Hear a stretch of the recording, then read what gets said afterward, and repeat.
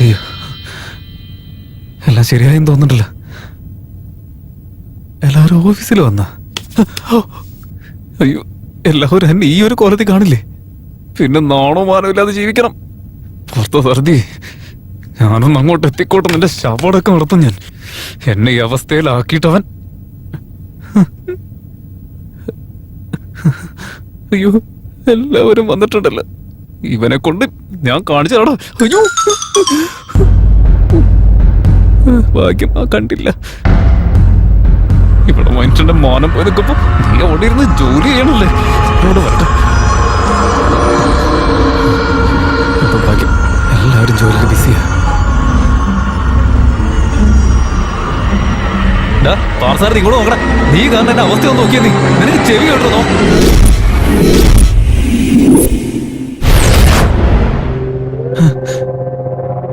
ഇത് ഞാൻ അത് ഞാനല്ല പാർസാരഥി. അത് ആരാണ്? എന്നെ പോലെ ഇരിക്കുന്ന അത് ആരാന്ന്? എടാ പാർസാരഥി, എന്താന്ന് മനസ്സിലാവുന്നില്ല. എടാ എടാ ആരാണ് നീ?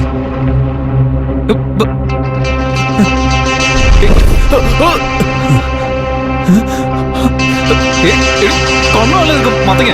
ഇതിപ്പോ എന്താ എന്റെ ഉള്ളി കൂടെ അല്ല പോയെ? പാർസാരഥി, എടാ ഞാൻ പറയുന്നൊന്നും കേൾക്കുന്നില്ല നിനക്ക്? പാർസാരഥി, എടാ പാർസാരഥി, എടാ ഞാൻ പറയുന്നത് കേൾക്കുന്നില്ല നിനക്ക്? എടാ അവൻ ആരാ ചോദിക്കുക? അവൻ ആരാ ചോദിക്കുക? എടാ പാർസാരഥി, എടാ എന്നെ ഒന്ന് നോക്കടാ.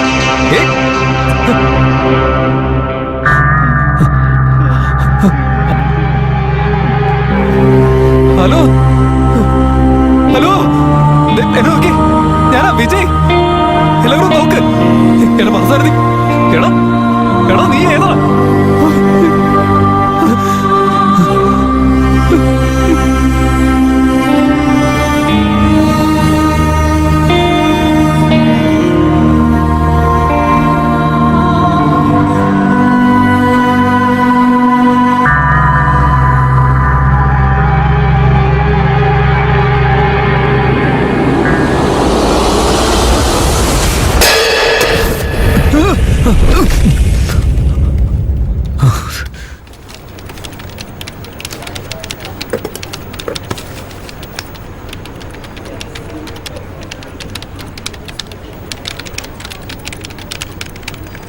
പാർസാരഥി, എടാ പാർസാരഥി ഒന്നെന്നെ നോക്കടാ.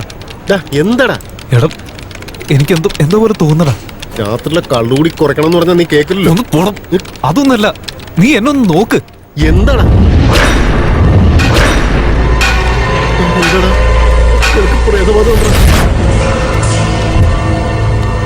നീ വെറുതെ ആവശ്യമില്ലാതെ ഓരോന്ന് വിളിച്ച് പറയാൻ നിൽക്കരുത് കേട്ടാ. നിന്നോട് ചോദിക്കാൻ വന്നും എന്നെ വേണം തല്ല. ഇന്നലത്തെക്കാളും നിന്റെ മുഖത്ത് എന്തോ ഒരു നല്ല വ്യത്യാസം കാണുന്നുണ്ടാ. എടാ പൊട്ടിച്ചെറ്റ, നീ ഇനി ഒരു അക്ഷരം മിണ്ടി കഴിഞ്ഞ എന്റെ ചെകളടിച്ച് പൊളിച്ച് ഞാൻ മിണ്ടാതിരുന്നു. എടാ സത്യമായിട്ട് നിന്റെ മുഖം കാണുമ്പോ പ്രേതം കയറിയത് പോലെ തോന്നുന്നുണ്ടാ.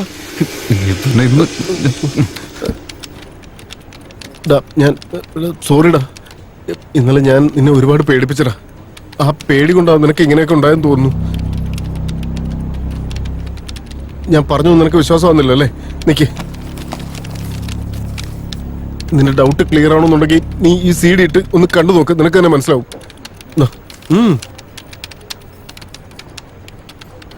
എന്താടാ ഇത്? ഇതേതോ ചാനലിൽ വരുന്ന ഏതോ ഗുരുക്കളുടെ പടമല്ലേ? അതേടാ, ഞാൻ ഇദ്ദേഹത്തിന്റെ ക്ലാസ് അറ്റൻഡ് ചെയ്തിട്ടുണ്ട്. നീ ഒന്ന് ഇട്ട് നോക്ക്, നിനക്ക് മനസ്സിലാവും കാര്യങ്ങള്. ശരി, ഞാനിപ്പോ വേറൊരു കാര്യം പറയാം. നിനക്ക് ചെയ്യാൻ പറ്റും? എന്താണെന്ന് പറ. വായടച്ച് മര്യാദയ്ക്ക് പണിയെടുക്കാൻ നോക്കണം. ആവശ്യമില്ലാത്തൊരു കാര്യങ്ങൾ പറഞ്ഞോട് പോടാ. നിന്നോടൊക്കെ പറയാൻ വന്നാലും ഭേദം പല കന്നുകാലിയോടും പറയുന്ന. മര്യാദയ്ക്ക് അവനവന്റെ ജോലി വെച്ചോ. വെറുതെ എന്നെ തല്ലുകൊണ്ട് ചാവാൻ നിൽക്കല്ലേ. നിന്നോടൊക്കെ ഇത് പറയാൻ വന്നതിന് എന്റെ തലമണ്ട അടിച്ചു പൊട്ടിക്കണം.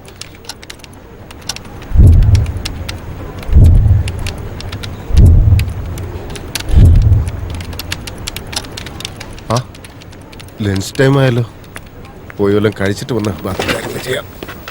ഡാ വിജയ്, ലഞ്ച് ടൈം ആയി, ഞാൻ കഴിക്കാൻ പോവാ. നീ വരുന്നുണ്ടോ?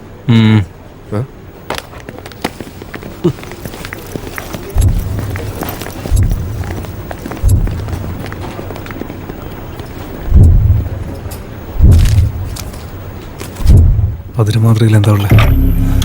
എന്തായാലും നോക്കാം.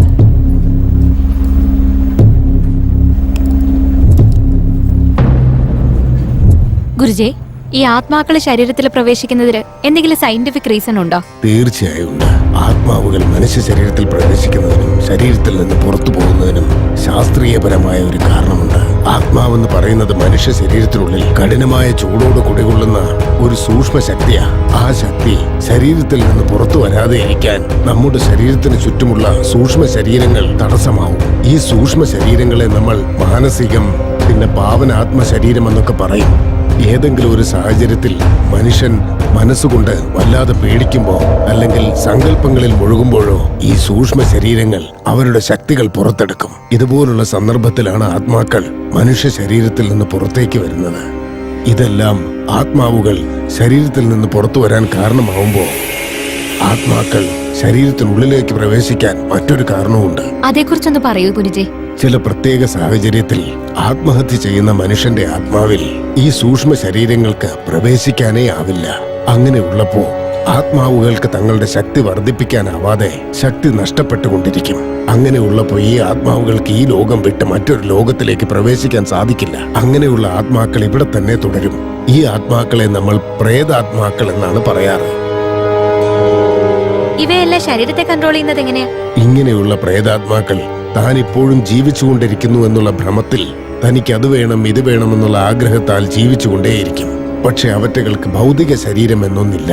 അതായത് ഭൂമിയിലുള്ള ഏതൊരു കാര്യത്തിനെയും അതിന് അനുഭവിക്കാൻ സാധിക്കില്ല. എപ്പോൾ ആത്മാക്കൾക്ക് ആഗ്രഹിച്ചത് നേടാൻ സാധിക്കുന്നില്ലയോ ആ സമയത്ത് തനിക്ക് പ്രവേശിക്കാൻ ഏതെങ്കിലും ഒരു സ്ഥലം കിട്ടുമോ എന്നത് അന്വേഷിച്ചുകൊണ്ടേയിരിക്കും. ആ സ്ഥലമാണ് മനുഷ്യ ശരീരം. ഏതു മനുഷ്യന് ഭയമുണ്ടോ അങ്ങനെയുള്ള മനുഷ്യന്റെ ശരീരത്തിലേക്ക് പ്രേതാത്മാക്കൾ ചില വിചിത്ര കഥകൾ പറഞ്ഞ് പേടിപ്പിച്ച് അവന്റെ സൂക്ഷ്മ ശരീരത്തിന്റെ ബലം കുറച്ച് ആ മനുഷ്യന്റെ ശരീരം ബലഹീനമാക്കി ആ ശരീരത്തിനുള്ളിലേക്ക് അത് പ്രവേശിക്കും. പിന്നീട് ആ മനുഷ്യൻ മൂലം അവരുടെ ആഗ്രഹങ്ങൾ നിറവേറ്റാൻ അവറ്റകൾ ശ്രമിക്കും. ഇങ്ങനെയുള്ള സമയത്താണ് മനുഷ്യന്റെ പെരുമാറ്റ രീതികൾ മാറുന്നത്. കാരണം അവന്റെ മനസ്സ് അവന്റെ കൺട്രോളിലായിരിക്കില്ല. അവൻ വിചിത്രമായി പെരുമാറും. പുതിയ പുതിയ ആഗ്രഹങ്ങൾ അവനിൽ ഉടലെടുക്കും. എല്ലാം ശരീരത്തിനുള്ളിലെ ആത്മാക്കൾ ചെയ്യുന്ന ജോലിയാണ്. ചില മനുഷ്യരുടെ ചെറുപ്രായത്തിൽ ആ മനുഷ്യന്റെ ആത്മാവ് അവന്റെ ശരീരത്തിൽ നിന്ന് പുറത്തു വന്ന് മായിക ലോകത്തിൽ നിന്ന് പുറത്തു വന്ന് ഭൂലോകത്തിൽ കറങ്ങുന്നതെല്ലാം CCTV ക്യാമറകളിൽ റെക്കോർഡായിട്ടുണ്ട്. അങ്ങനെയുള്ളൊരു വീഡിയോ ഇപ്പോൾ ഞാൻ കാണിക്കാം. CCTV അതേക്ക് ഏതെന്തെങ്കിലും അറിയാൻ പറ്റില്ലേ? ചെക്ക് ചെയ്ത് നോക്കാം.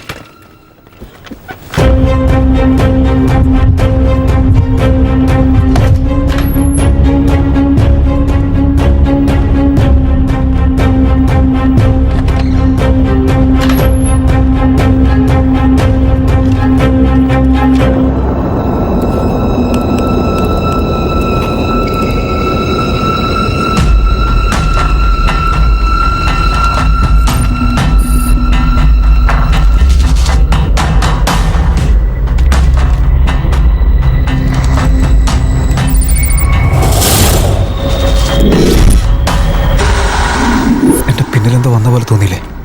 അതെന്തായിരുന്നു?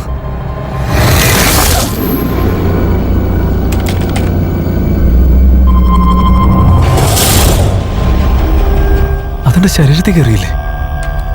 എന്താ അത്? എന്തൊക്കെ ഞാൻ കാണുന്നേ? എന്റെ ആത്മാവിന്റെ കൂടെ ചേർന്നോ? അപ്പോ കാലത്തെന്താ സംഭവിച്ചെന്നറിയണമല്ലോ.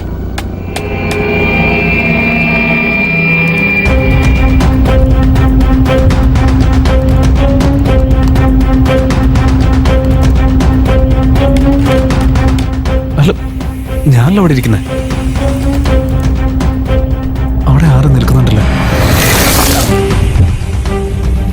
ഓ, അപ്പൊ എന്റെ ആത്മാവായിരുന്നു എല്ലായിടത്തും കറങ്ങി നടന്നത്. എല്ലാ CCTV ചെക്ക് ചെയ്യാം.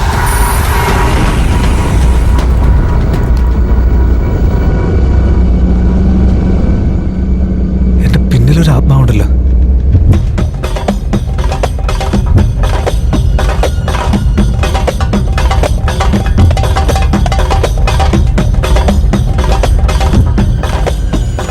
എന്തൊക്കെ സംഭവിച്ചിട്ടുണ്ട്. ഇതെന്റെ പിന്നിൽ നടക്കേണ്ട കാര്യം എന്താ? അത് കണ്ടുപിടിക്കണം. സ്റ്റാഫ് മെമ്പേഴ്സ് എല്ലാവരും ഇമ്മീഡിയറ്റ് ആയി മീറ്റിംഗ് ഹാളിലേക്ക് വരൂ.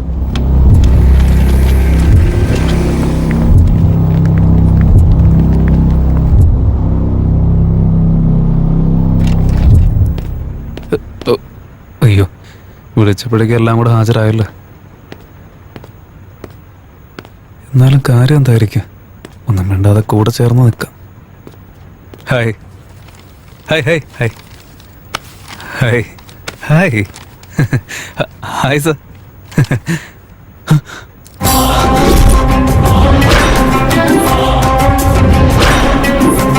കാര്യങ്ങൾ നിങ്ങൾ എല്ലാവരും അറിഞ്ഞു കാണുമല്ലോ. Aishwarya is no more. ഇന്നലെ രാത്രി അവർ കൊല്ലപ്പെട്ടിരിക്കുന്നു. നമ്മുടെ കമ്പനിക്ക് ഒരു നല്ല സ്റ്റാഫിനെ നഷ്ടപ്പെട്ടതിന്റെ പേരിൽ എനിക്ക് വിഷമമുണ്ട്. നമ്മുടെ കൂടെ ഉണ്ടായിരുന്ന ഐശ്വര്യയുടെ ആത്മാവിന് നിത്യശാന്തി കിട്ടാൻ വേണ്ടി നമുക്ക് ഒരു നിമിഷം മൗനമായി പ്രാർത്ഥിക്കാം, പ്ലീസ്.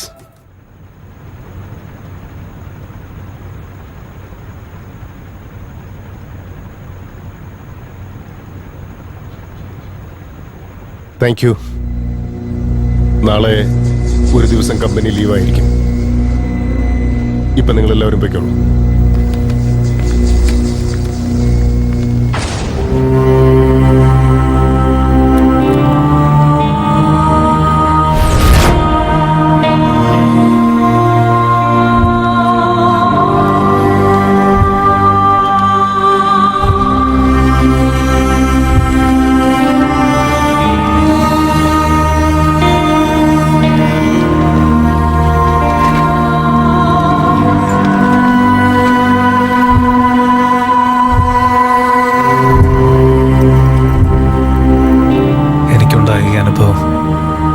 എന്റെ ശരീരത്തിൽ ചേർന്ന ആത്മാവ്, ഇന്നലെ രാത്രി കൊല്ലപ്പെട്ട ഐശ്വര്യ, ഇതെല്ലാം വിചിത്രമായിരിക്കുന്നു. ഇതൊക്കെ സത്യമാണോ മിഥ്യയാണെന്ന് മനസ്സിലാവുന്നില്ല. ഞാനും ആത്മാവും ഐഷവും തമ്മിൽ എന്തെങ്കിലും ബന്ധമുണ്ടോ? പാർത്ഥസാരഥി എന്റെ മുഖത്ത് പ്രേതബാധ കണ്ടെന്നല്ല പറഞ്ഞത്. നോക്കണമല്ല.